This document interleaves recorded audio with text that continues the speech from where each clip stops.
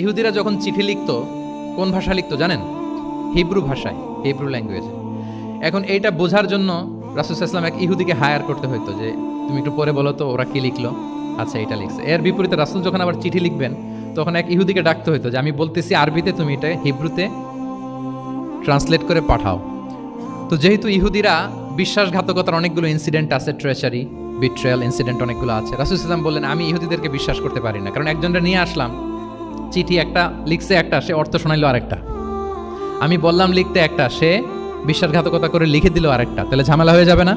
রাসূল সাল্লাল্লাহু আলাইহি ওয়াসাল্লাম তিনি যায়েদ ইবনে সাবিত রাদিয়াল্লাহু তাআলা আনহুকে বললেন যে তুমি এই হিব্রু ল্যাঙ্গুয়েজ শিখবা, শিখে আমার পক্ষ থেকে অন বিহাফ অফ মি তুমি জুইশদেরকে চিঠি লিখবা, ওদের চিঠি আসলে তুমি আমারে পড়ে শোনাবা। ইন্নী লা আমানু আলা ইয়াহুদ ফি কিতাবি, আমি ইহুদিদেরকে বিশ্বাস করি না। রাসূল সাল্লাল্লাহু আলাইহি ওয়াসাল্লাম যখন ওনাকে অ্যাসাইন করলেন এবং দোয়া করলেন, রাসূল সাল্লাল্লাহু আলাইহি ওয়াসাল্লামের দোয়া